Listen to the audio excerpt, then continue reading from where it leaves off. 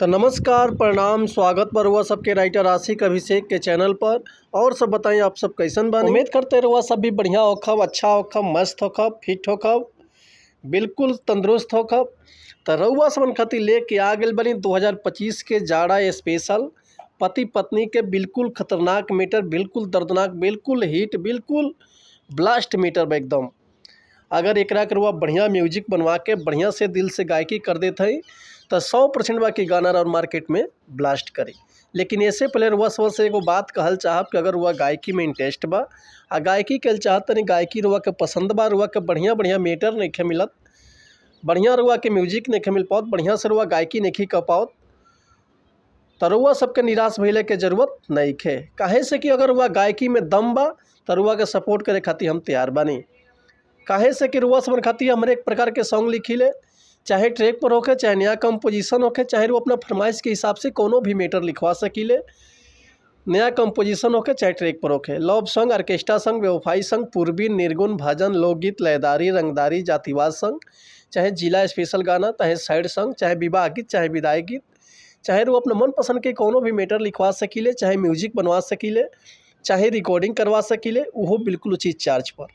तो ये से कहल चाह रहुआ सबन से कि रुआ अगर हमारा चैनल पर आ गए बनी तो चैनल के सब्सक्राइब नहीं के लिए सब्सक्राइब कर ली, बेल आइकन प्रेस कर ली, ताकि कोनो वीडियो अपलोड करे तो सबसे पहले नोटिफिकेशन रुआ सबन के मिले। अगर वीडियो रुआ सबके अच्छा लागता, गाना पसंद आवता तो एगो प्यारा सा कमेंट कर दी। चलिए देर ना करती हुआ आज के मीटर देखल कैसे बा, का एकर लय बा, का एकर धुन बा, ये रुआ सबन के हम गा के बताओ तनी। उम्मीद करते रुआ सबके बेहद पसंद आई। तो चलिए देर ना करते हुआ आज के मीटर देखल कैसे बा। यही जाड़ा के मौसम में एगो पत्नी अपना पति से कोना भाव में कैसे कहत तरी कि हे राजा जी, हे जाड़ के मौसम में रउआ हमके छोड़ के कहीं मत जाई।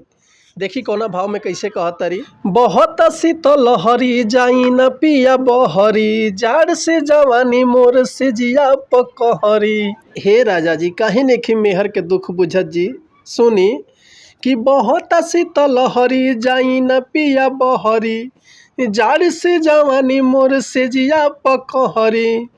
आके गरमाई कोरा में सुताई, कि आके गरमाई कोरा में सुताई, ठंडी बढ़ता बेसुमार, लहंगावा में लागता वे बड़ी जाड़, बोलमु जी करी हीटर के जोगाड़, लहंगावा में लागता वे बड़ी जाड़, बोलमु जी करी हीटर के जोगाड़। तो उम्मीद करतनी मैटर रुआ सबके बेहद पसंद आयल होई।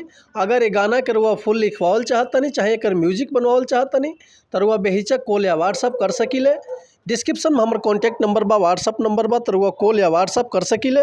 रुआ के बिल्कुल उचित चार्ज पर फुल गाना मिल जाए, बढ़िया से बढ़िया म्यूजिक मिल जाए, रिकॉर्डिंग भी हो जाए। लेकिन एक और बात रुआ सबसे कहल चाहब कि अगर हमारा गाँव में कहीं मिस्टेक होता तो भैया क्षमा चाहतनी। ऐसे कि हम तो गायक नहीं, हम तो राइटर रुआ सबन के खाली बता सकीले, समझा सकीले।